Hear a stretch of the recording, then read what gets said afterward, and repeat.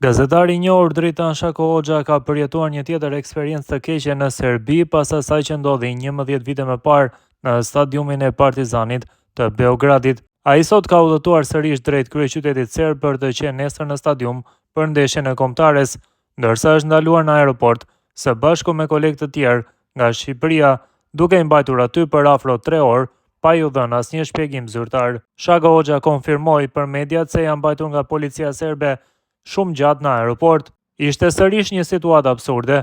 Më morën pasaportën mua dhe disa kolegëve të tjerë nga Shqipëria dhe nuk na jepnin asnjë shpjegim.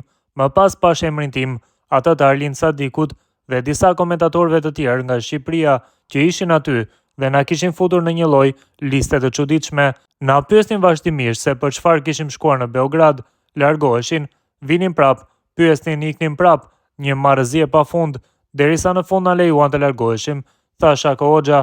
Më pas gazetari u pyet nëse do të jetë nesër në stadium dhe tha se do të shkojë aty, nëse serbët nuk bëjnë sërish çmendurin ndaj gazetarëve shqiptar. Ndërsa gazetari sportiv Ervin Baku ka treguar një version interesant të ngjarjes.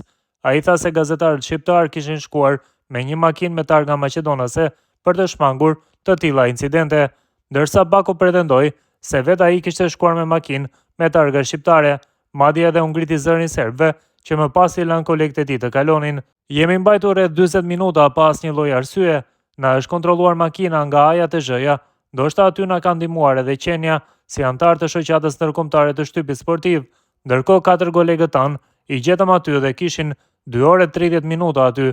Kur mbërritëm në doganën serbe, gjetëm 4 gazetarë me një makinë me targa maqedonase, ndoshta sepse nuk donin të kishin probleme gjatë rrugës. Ne vendosëm të vini me targa shqiptare. Me mbërritjen tonë në dogan, kolegët kishin 2 orë 30 minuta dhe i lëshuan pas 10 minuta që ishim ne aty. Unë ju ngrita zërin, ata na kontrolluan makinën, sikur ne të ishim njerëz ordiner. Nuk e kapëm dot konferencën e Silvinjos. Policia na ka në monitorim, na monitoron çdo lëvizje.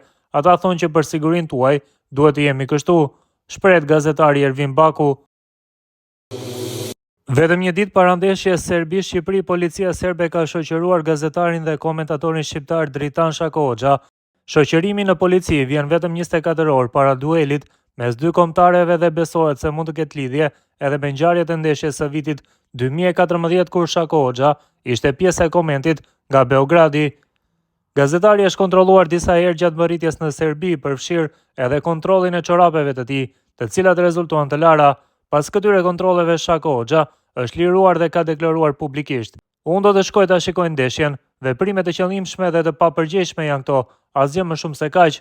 Raportohet se policia serbe ka përgatitur lista me emra duke përfshirë gazetar, komentator dhe personalitete të cilëve mund t'u ndalojnë hyrjen në stadium.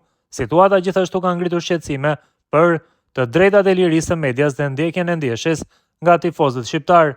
Ndërkohë mësohen dhe emra të tjerë nga delegacioni shqiptar që do të jenë të pranishëm në ndeshjen me Serbisë dhe Shqipërisë, e cila do të luhet mbrëmjen e së shtunës në stadiumin Dubocica në Leskovc. Kjo ndeshje është e rëndësishme për kuqezinjt pasi vetëm një fitore do të lindë të hapur mundësinë për kualifikimin historik përmes play-offit. Megjithatë, kjo nuk është vetëm arsye. Rivaliteti historik me serbët e bën këtë ndeshje jo vetëm të rëndësishme për të fituar, por rrit shqetësimet për provokime nga pala serbe. Kështu autoritetet aty kanë marrë masa që në stadiumin në Leskovac, pasi është vendosën nga Beogradi, të hyjnë tifoz të kontrolluar rreptësisht. Të paktën kështu pretendojnë deri më tani organizatorët. Megjithatë, në stadium do të ketë edhe shqiptar, përveç stafit të ngushtë të kombëtares dhe FSHF-s. Një delegacion shqiptar me politikan, njerëz të sportit dhe të tjerë ndodhet aty. Mes tyre është edhe deputeti dhe ish ministri Taulan Balla, tashmë kryetari i grupit parlamentar të Partisë Socialiste, si dhe presidenti i Vllaznisë Alban Xhaferi. Këtë e zbuloi gazetari Tami Kona në një komunikim live me gazetaren Dafina Hysa në emisionin Breaking.